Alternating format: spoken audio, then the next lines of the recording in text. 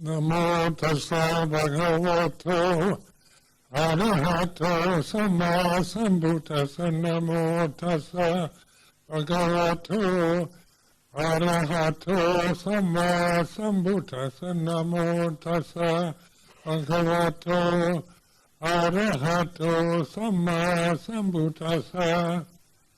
Aparutade sangamata satavara ye sodavantaba munjantu satang.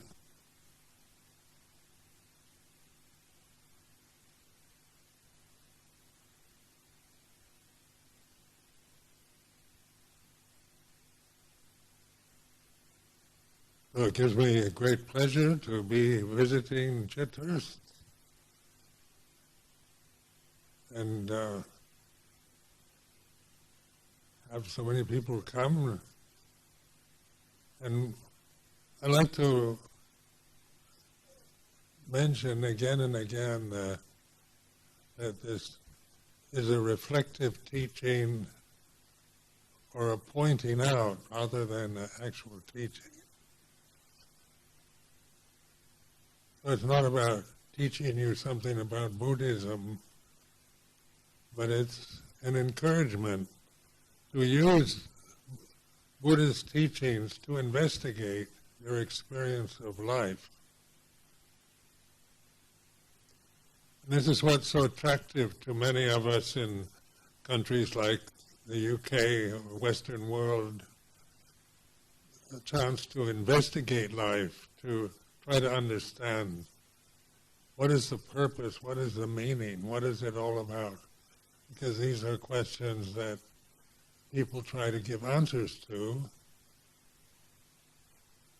but somebody else is telling you what it is, telling you what's right, what's wrong, what's supposed to be, what should be, what shouldn't be. But the Buddha's teachings are pointing to the way it is in terms of experience, as we have to experience life through these physical forms, these bodies, for a lifetime. And so when the Buddha, after his enlightenment, on his way to Benares, to Sarnath, to seek out his colleagues, the 5 disciples, he met a samana who was impressed by the Buddha's radiant appearance and said, "What have you discovered?" And he said, "I am the perfect Buddha. I have realized the deathless." And of course this was something that the samana was not prepared to understand, just thought it was overestimation, or the man was a bit crazy. So when he arrived in Sarnath, he pointed to the most banal common experience that each one of us experiences every day, is there is suffering. So this is not a doctrine that you believe in. It's not that you have to believe in suffering. It's pointing out to look at it, to understand it, not through the intellect, not through trying to figure out who's to blame or what's wrong with life as a person, but actually to use this ordinary human experience to realize ultimate reality, which is non-suffering, or the anatta Dhamma.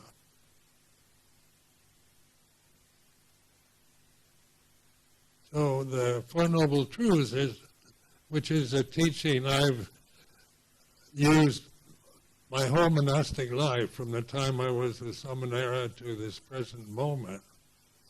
Four Noble Truths,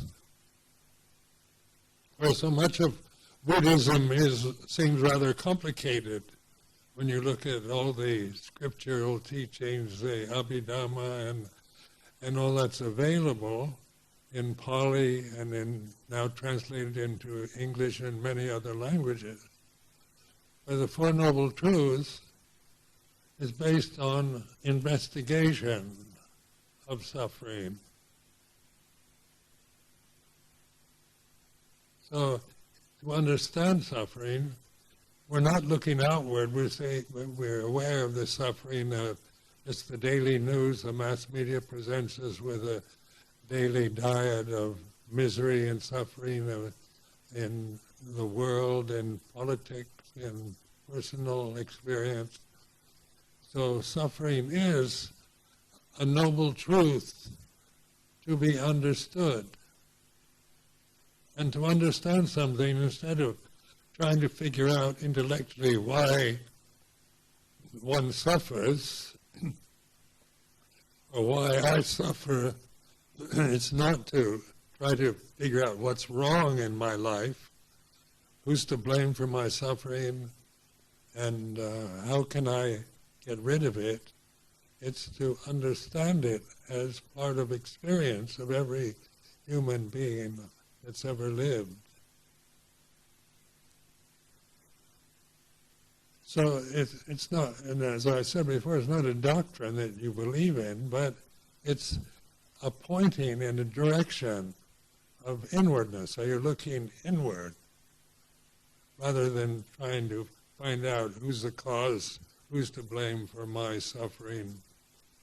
We're not even blaming ourselves. We're actually investigating suffering, just a sense of discontent, the way we worry, anxious, anxiety, fear, anger, jealousy, greed, hatred, delusion, and all these experiences that we have through these forms that we strongly identify with.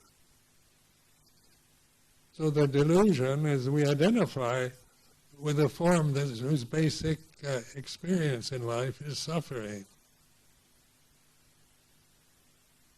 Because as you grow up, get old, get sick, death, and these are when we identify with the physical body, these are all experiences. We want happiness, we want love, we want security, stability, we want all the good things, and we don't want any of the negative stuff that we experience. But as most of you probably are very much aware, that life is the experience of suffering. Just growing up, being a child, learning to fit into society, living with parents, with relatives, in a group, in a community, being patriotic, being nationalistic, being political, when we take sides with whatever we prefer or what we're accustomed to respect, then we see the opposite as the enemy. So we divide everything through this ignorance into what is our friend, what we can trust, and who we can't trust. Who are the good guys, who are the bad ones. Of course, in just listening to the news this morning on the BBC, the news of the inevitable conflict in Israel and Palestine, in Ukraine and Russia, and all over the world, there's endless suffering around right and wrong, good and bad. What does God want? Can we blame God, or is there a God, or isn't there a God? For people who don't believe in God, they should be exterminated, or only people who believe in the God I believe in are right.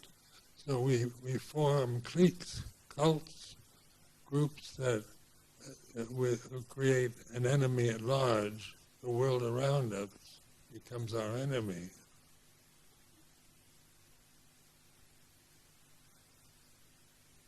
So understanding suffering this is where investigation is encouraged. So in the first two factors of enlightenment, are sati and dhamma-vichaya, which are mindfulness or awareness and investigation.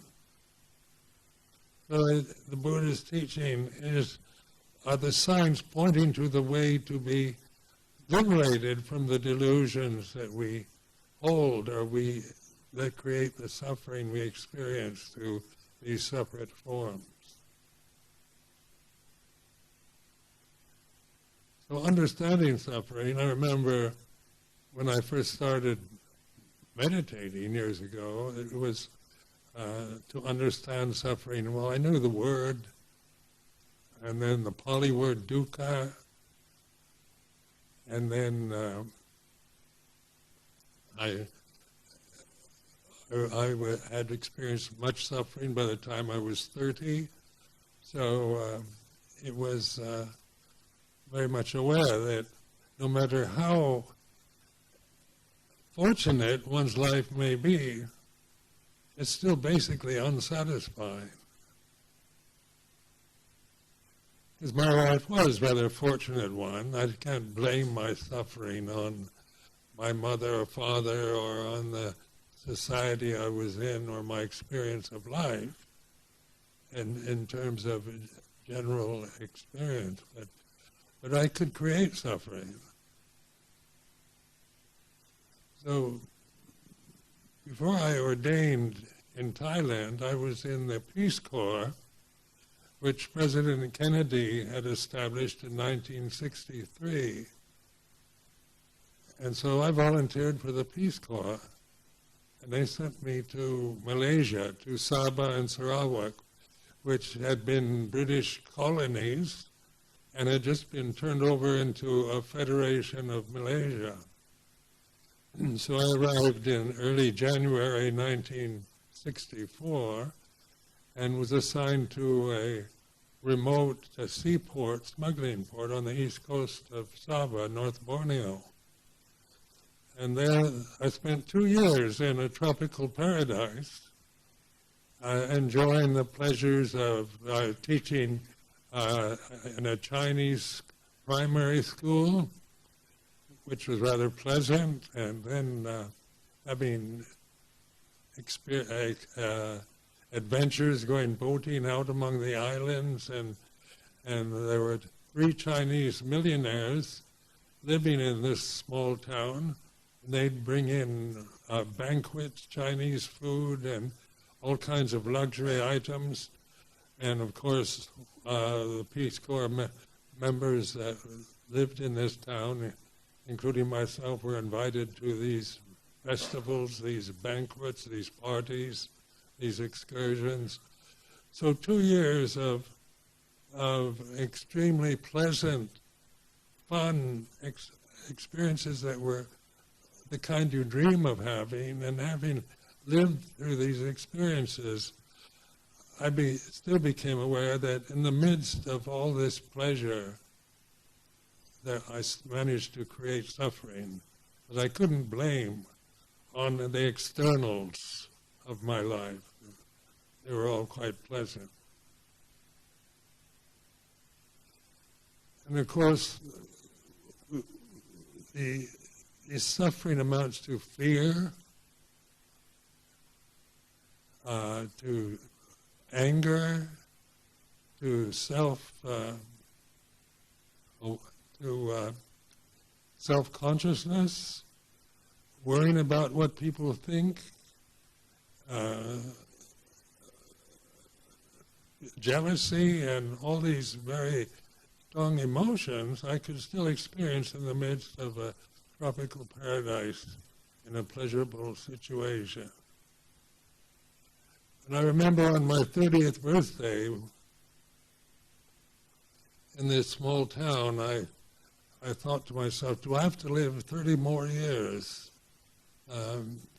with these kind of emotions, with these things that just seem to repeat themselves over and over from childhood to the present moment, to the age of 30? Am I just stuck with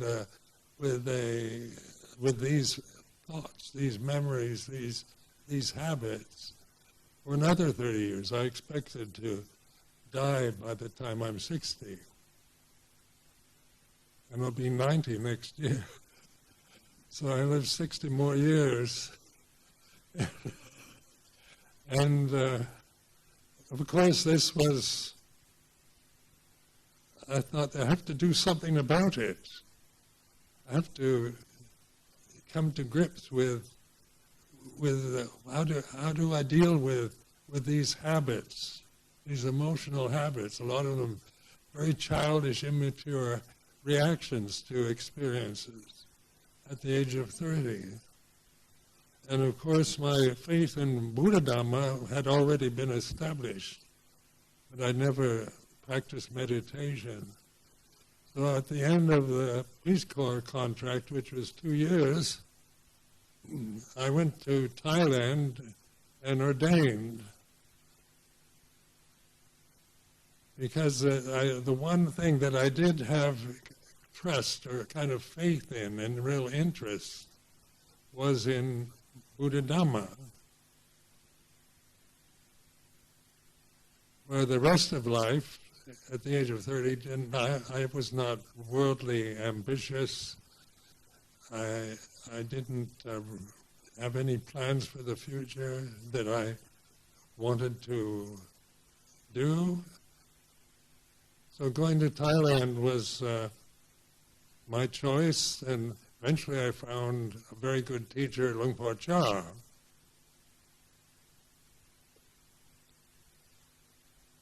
So this understanding of suffering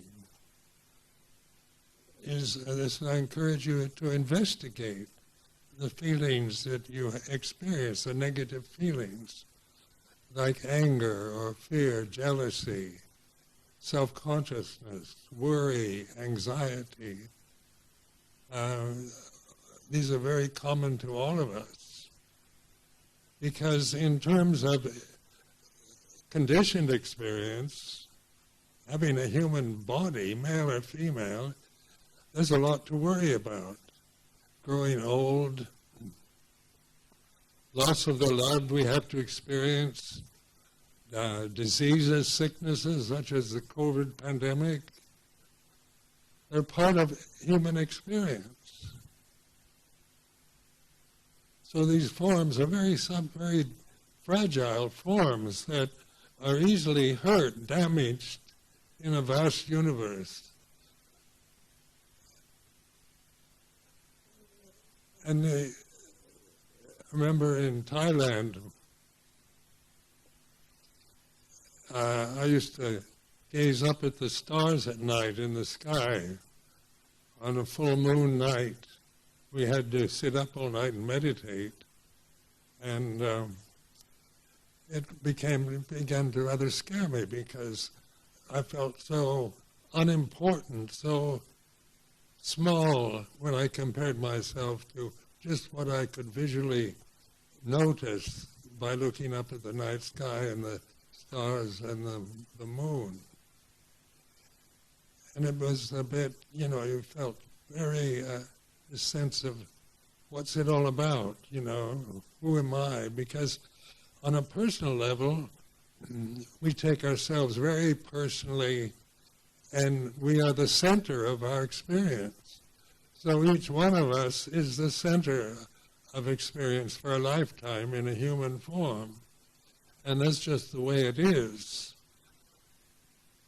When we're born, when a newborn baby arrives, it doesn't have a personality, doesn't have a name. It has a human form, and it's fully conscious.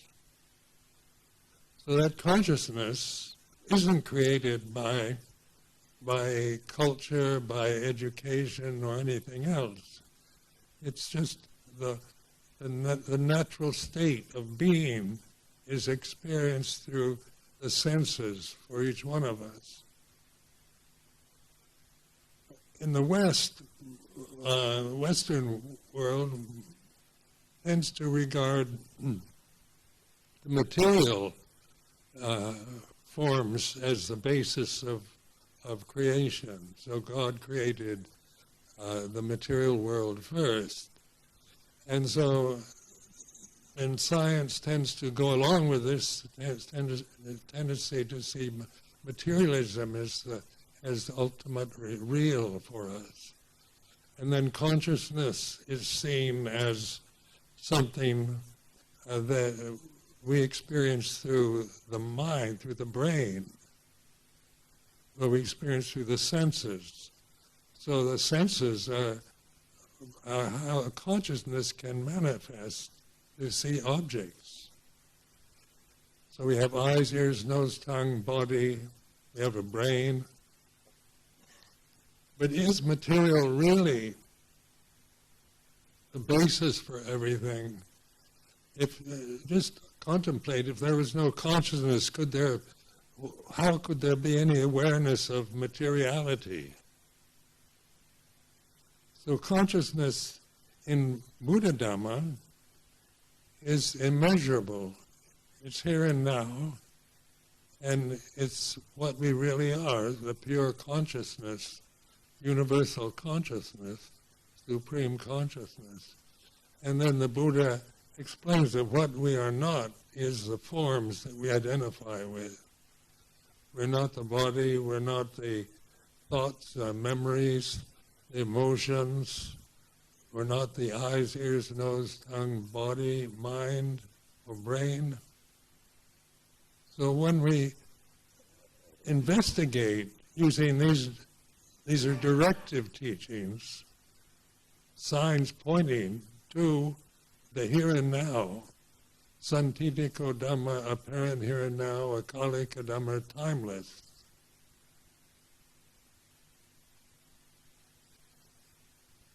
So through meditation, what we call meditation, or in Pali they have the word bhavana, which doesn't mean going out to objects that we see, concentrating on objects externally, but contemplating the way things are in terms of how we experience this present moment. Because for each one of us sitting here in the Dhamma hall, the moment is the way it is. You know, each one of us might have a different way of explaining what you're actually feeling at this moment. But there's the knowing, the feeling is part of, is how we experience, we begin to recognize pure consciousness, supreme consciousness or Dhamma, which is natural, uncreated, unoriginated, unformed. So in investigating in real bhavana, we're given the Four Noble Truths, which is suffering, the causes of suffering, the end of suffering, and the way of non-suffering. So this is, to me, a perfect teaching in its very short, succinct form that we call the Four Noble Truths. So in direct experience, living in a Thai monastery in northeast Thailand, when I couldn't speak the language, understand anything that was being said, and totally unaware of Thai etiquette and systems of behaving, having to fit into a form that's very restricted, a lot of very strict Vinaya precepts to keep, all based on what's skillful, what's unskillful, what's neither skillful or unskillful. But Luang Por Chah's basic teaching to me was taking the position of the Buddha, observing the way it is. All conditions are impermanent. All Dhamma is not personal, not self.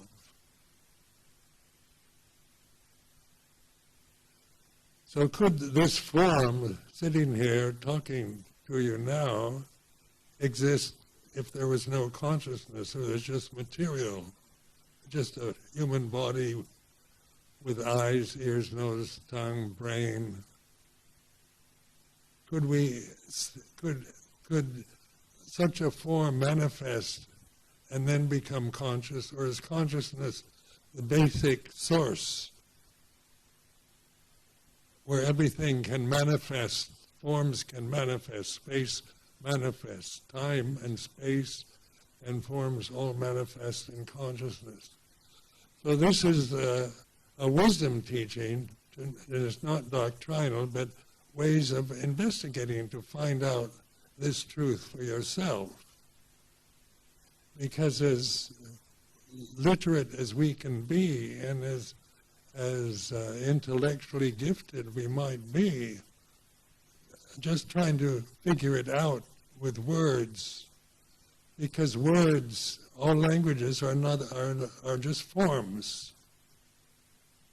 The Pali language, the Sanskrit language, the Thai language, English language, they're all empty phenomenal forms that we tend to want to understand ultimate reality or the purpose of life through forms that are created with different languages that we cling to. We cling to words, definitions, concepts, percepts.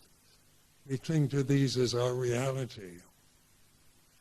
And in the second noble truth, it's about letting go of the causes of suffering, which is not understanding desire. So the second noble truth points to desire. And this is a desire realm that we're experiencing.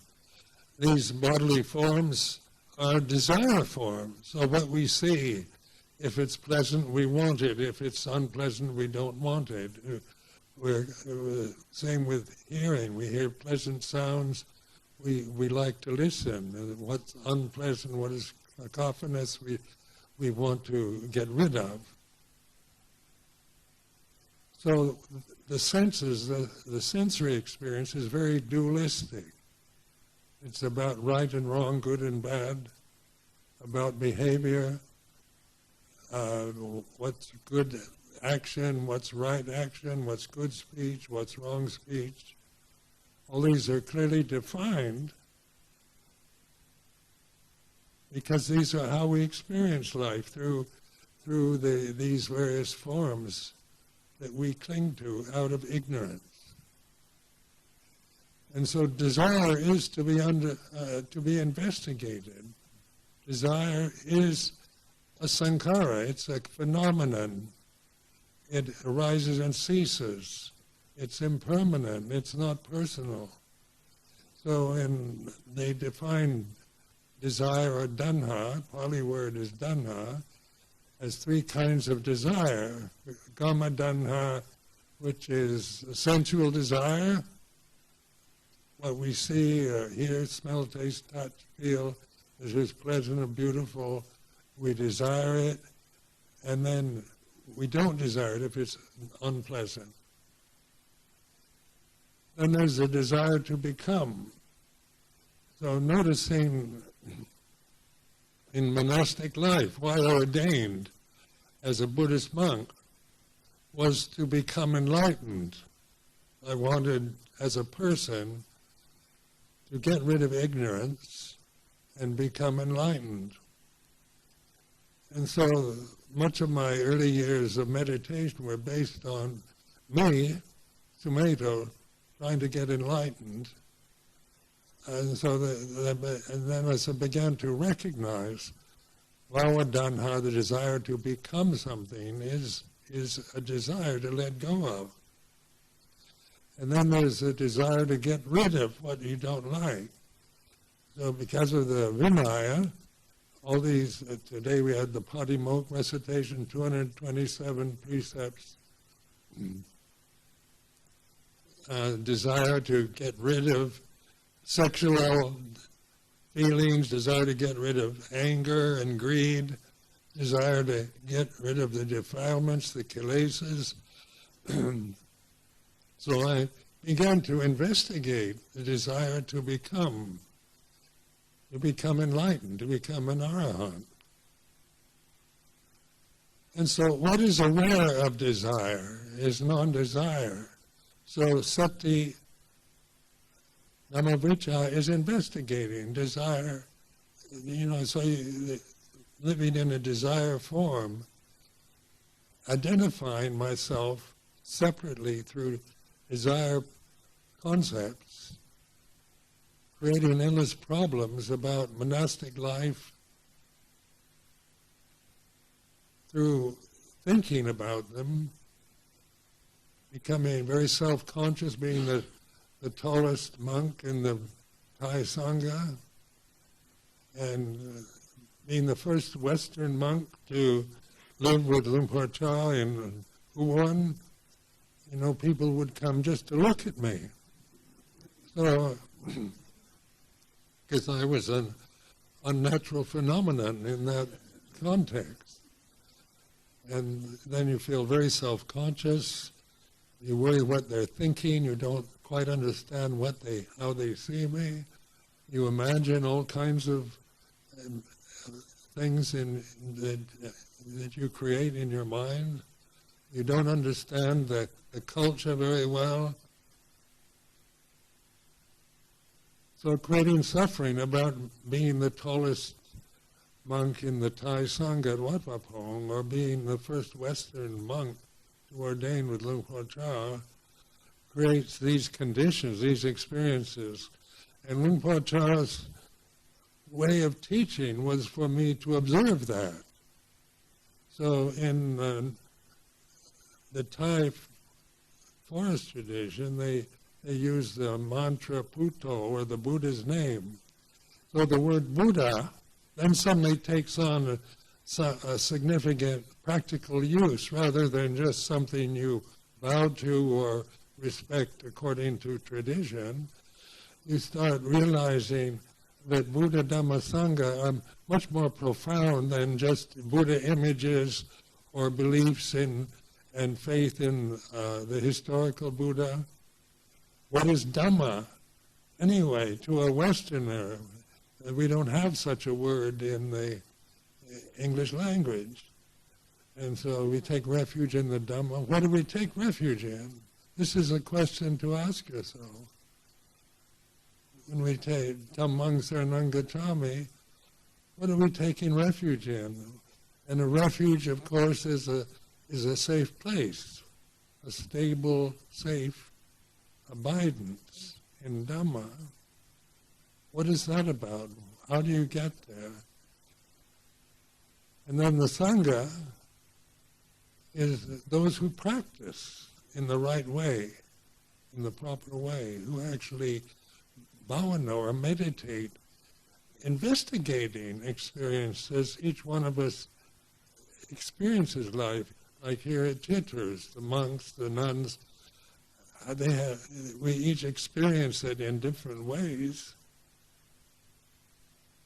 But those different ways are all conditions that we can observe as changing conditions, rather than seeing them in highly personal ways.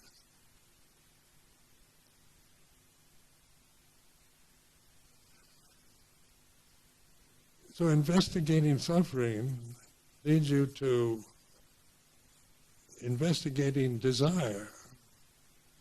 And I saw so much of my life was based on trying to get rid of unpleasantness in my life. Vipawadana, desire to get rid of what you don't like.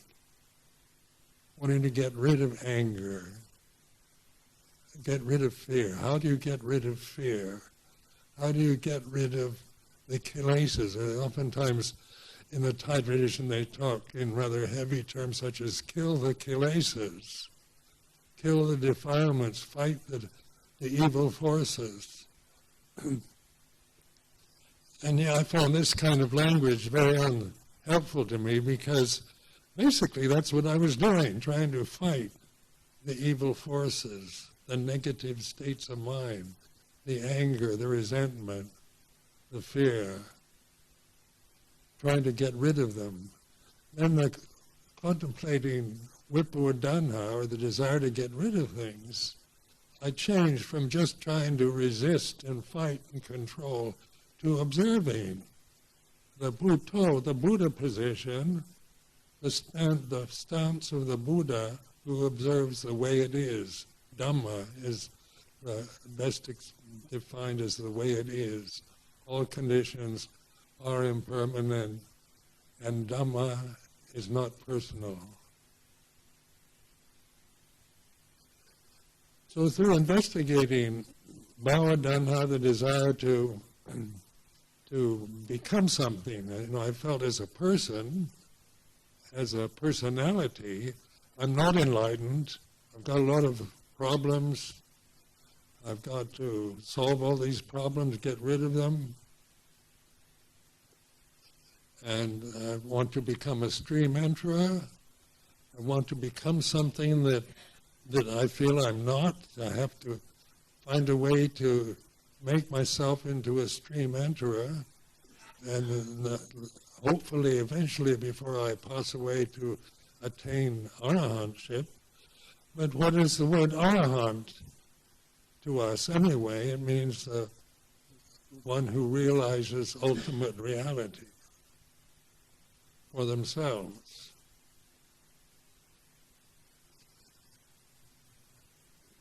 Now, how to investigate wanting to become enlightened, trying to get enlightened, is that there's awareness. You have to manifest this. You just listen to yourself thinking, I'm not enlightened, is a word creation. Just the very thought that you think, I'm not enlightened, I've got a long ways to go, is a collection of sankharas or phenomena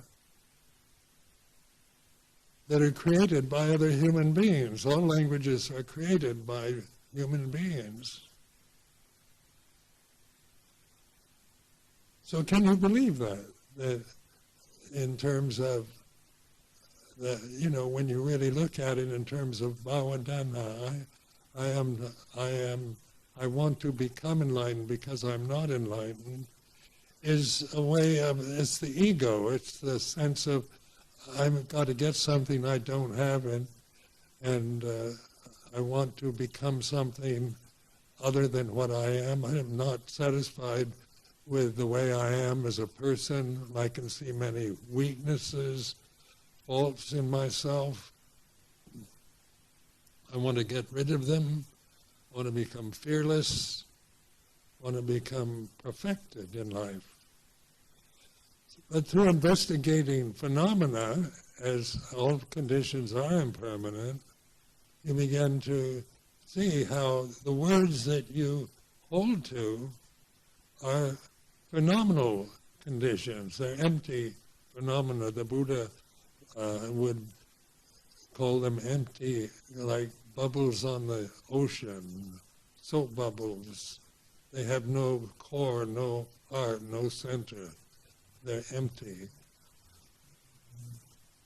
And then the physical body. If there's anything that seems more real to us to identify with, is our appearance, this physical body. So there's male and female,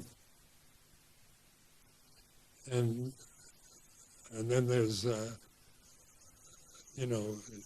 young, middle-aged, and old. There's good-looking bodies and ugly bodies. There's healthy bodies and disabled bodies. So these are, when we get a passport, when we get our passports, we have to have our photograph taken. They take a picture of your face. So we identify with our face, what we look like. So this is a strong conditioning, cultural conditioning, that we tend to fully believe in, never question, never get beyond that identity. So investigation, Dhamma Vichaya, is to investigate, is that what I really am, is a physical body? And of course, old age helps you to lose that illusion, because as a personality, my ego doesn't want to get old, doesn't want an old body. And living in a community of monks and nuns who are all younger than I am, reflects on how I used to operate. Now I have to depend on other monks and wheelchairs and walkers and walking sticks in order to move, to depend on special treatments for eyes in order to see, and wearing hearing aids. And of course the ego, my ego, doesn't want to be dependent on any of these things. So the ego, I listen to the ego. I can be aware of my ego,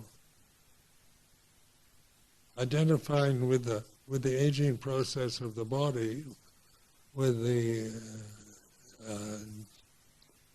degeneration of the senses. And then the Buddha's reflection on all conditions are impermanent and not self. So through this kind of investigation, you begin to have insight into that you're not really what you think or believe in. You're not any of that. That's illusion.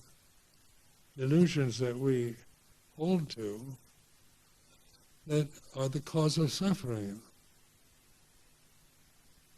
So the insight into the second noble truth is to let go of desire. In order to let go of it, you have to understand it. You have to recognize desire, sensual desires like this, or bhava desire to become enlightened is like this. You can observe that. What is it that observes the ego? It's not the ego, it's awareness. Being aware. You have to deliberately think, I want to become something that I'm not. It's like this. Just by repeating it over and over, I want to get something I don't have. Is this in this category of bhava. And you listen, you're not trying to find an answer to the question, but the question itself, you begin to see through the creations that you tend to grasp. They might be very good creations. Wanting to become an arahant is a very good, noble goal. Nothing bad about it. Wanting to get rid of hatred and anger and fear is good. Nobody wants it. It's not bad to want to get rid of anger and jealousy and fear. But the grasping of that, the blind identity with these three kinds of desire, is the cause of suffering. And the insight into that is to let go, which is really not destroying anything. It's not committing suicide or getting rid of your ego. It's letting go of your identity with it. Be the awareness itself. Be the Bhutto, aware of the way things are. And the way things are clearly stated by the Buddha in all conditions are impermanent.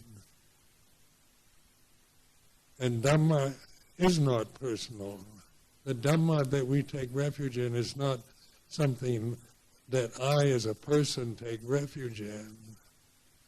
It's our true home. It's a natural state. So Dhamma and consciousness align themselves very well, because try to find consciousness, is it the brain? In the Western world, modern science tend to identify consciousness as something to do with the brain. So they investigate the different functions of brain. But is somebody who's brain damaged, are they still conscious? when you're asleep, we say you're unconscious, but does consciousness cease when you fall asleep? Does it come and go according to whether you're awake or asleep? When you're dreaming, what kind of conscious experience is that? Because we have the awakened state when we're awake, when we're dreaming, when we're asleep. Does consciousness rise and cease according to dreams, to whether the body's sleeping or awake?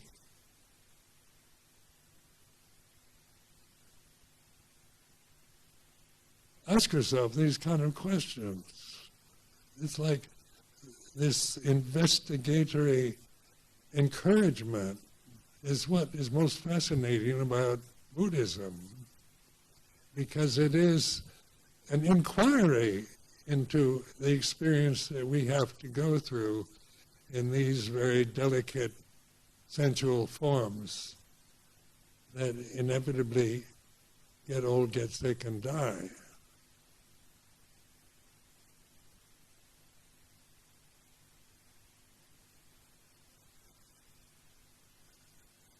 So in the Buddhist terminology, there's the four elements, the earth, fire, water, and air elements, which are forms. There's space and consciousness. And through investigating the forms, the earth, fire, water, and air, that's all of the body, the emotions, the sensory experiences, the senses themselves, the objects of the senses, all forms, you can reflect on as the solid, liquid, heat, and wind element. Then there's space. So space is, you can perceive space. You can just look at this Dhamma hall. Is there a lot of space in the Dhamma hall? We think that the Dhamma hall contains space. But in actual investigation, you begin to realize the Dhamma hall is in space.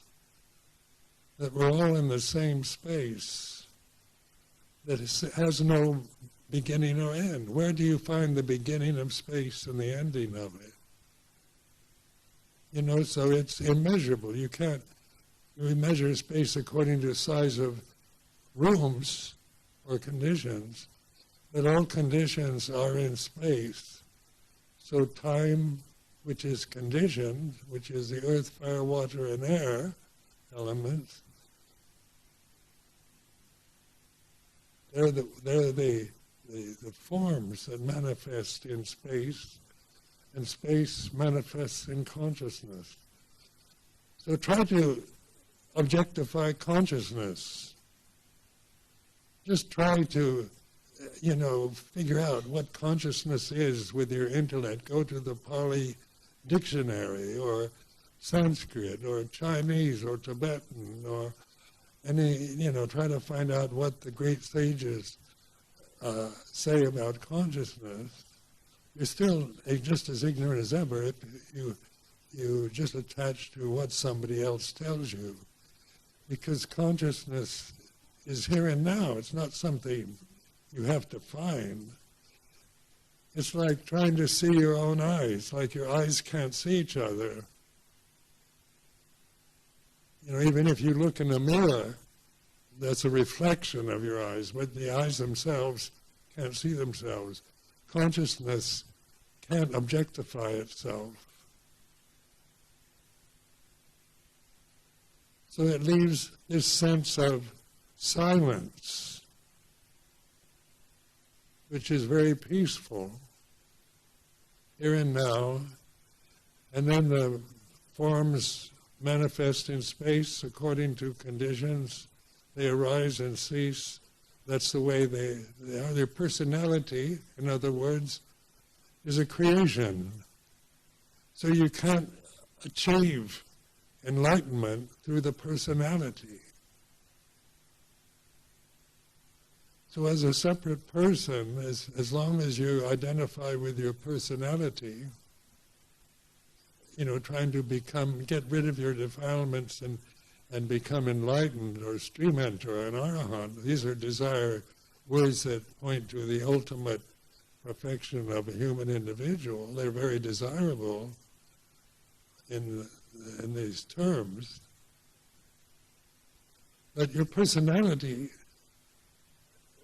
creates these superlative terms. The word arahant is a creation.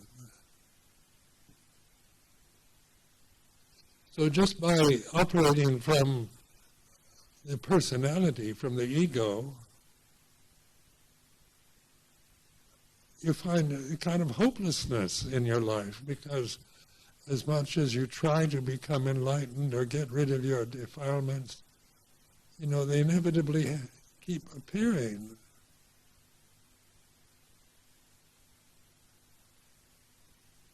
Because the conditioned realm is about birth, death, and rebirth. The unconditioned is here and now. It's Dhamma, it's ultimate reality, supreme reality, which ultimately is what we are, ultimate reality. But if we cling to that to the ego, then that is still delusion. The personality to claim to be the perfectly enlightened one sounds like delusion. So the actual teaching is pointing to the most common human experience that we all can recognize quite easily as dukkha, or suffering. And through investigating, through understanding suffering, we realize the end of suffering, which is the third noble truth. Nirodha, or the end of suffering, is here and now.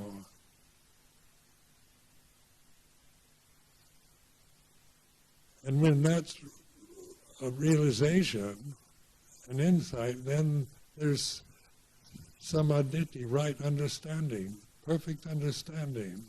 So the path, which is not really a path, because a path has a beginning and ending, is just a convention. Perfect samadhi is here and now, the silence behind all the sounds, noises, sights, smells, tastes, touch. And as you trust in your insights more and more, insight is not like creating an ego, like I as a person have had insight. Insight happens through this kind of investigation of the way it is. All conditions are impermanent. Dhamma, the conditions that we experience through the forms, they're called dhammas, but they arise in consciousness and cease in consciousness. So the cessation of suffering is the realization of the end of conditioned phenomena as it ceases. So in daily life, in monastic life, or in lay life, we begin to recognize the end of suffering as our daily experience. We still have to deal with the forms of the body, the Vinaya. All these are forms to encourage us, they're skillful means, but they're not the end in themselves. The Dhamma is our real home, a true refuge in the deathless reality of here and now. So I offer this as a reflection for today.